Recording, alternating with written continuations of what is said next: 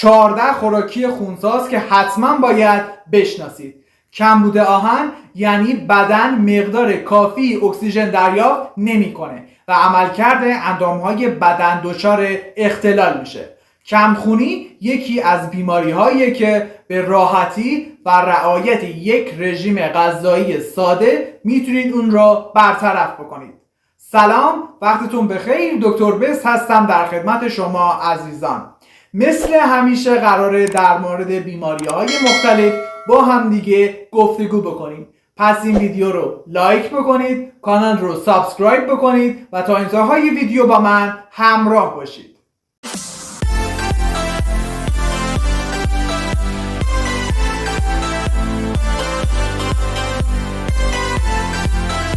معمولا خانوم ها به دلیل شرایط فیزیکی بدنشون بیشتر در معرض کمخونی قرار دارن، ولی آقایون هم میتونن دچار کمخونی بشن. گلبولهای قرمز نقشی مهم در رسوندن اکسیژن به بافت‌ها و همچنین دفع دیوکسید کربونه. متداولترین نوع کمخونی، کمخونی فقر آهنه.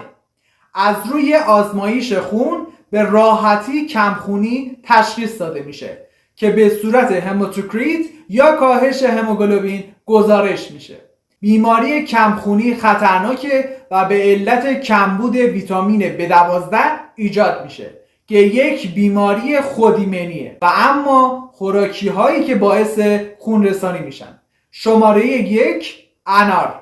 خوردن انار باعث سلامت جریان خون میشه و مقادیر بالایی آهن داره و برای کمخونی مفیده. برای زنان باردار خوردن انار توصیه میشه چون از وزن نگرفتن نوزاد، کمخونی و همچنین زایمان زودرس جلوگیری میکنه. شماره 2، خرما. خرما میوه پرخاصیت دارای مقادیری فسفر، منیزیم، کلسیم و ویتامینه. خرما دارای آهن و برای کسانی که کمخونی دارن توصیه میشه. شماره 3، عسل. عسل از اون جمله مواد غذاییه که خاصیت‌های زیادی داره.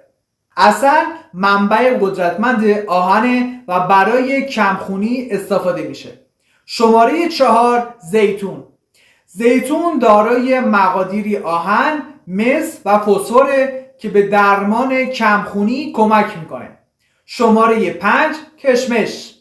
کشمش دارای آهن فراوونیه که در رشد گلبولهای قرمز و پلاکت بسیار مهمه. شماره 6، آلبالو که همین الان که من دارم ویدیو رو میگیرم فصل آلبالوه.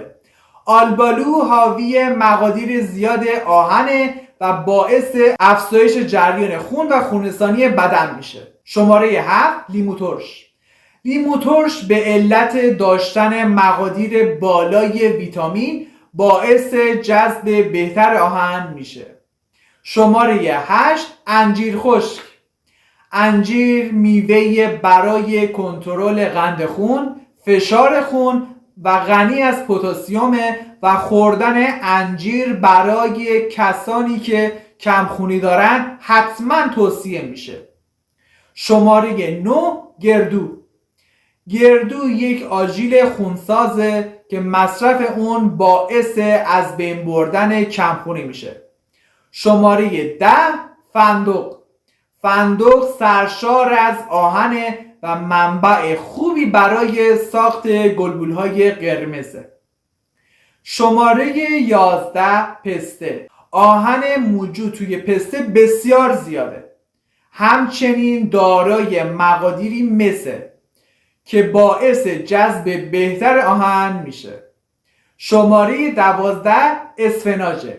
این یه مواد غذایی ارزون قیمته، نمیتونید مصرفش نکنید. حتما توی وعده غذاییتون قرارش بدید. اسفناج برای درمان کمخونی و کاهش وزن توصیه میشه. شماره 13، جعفری. جعفری برای افراد کمخون و همچنین بچه هایی که رشد ضعیفی دارن توصیه میشه.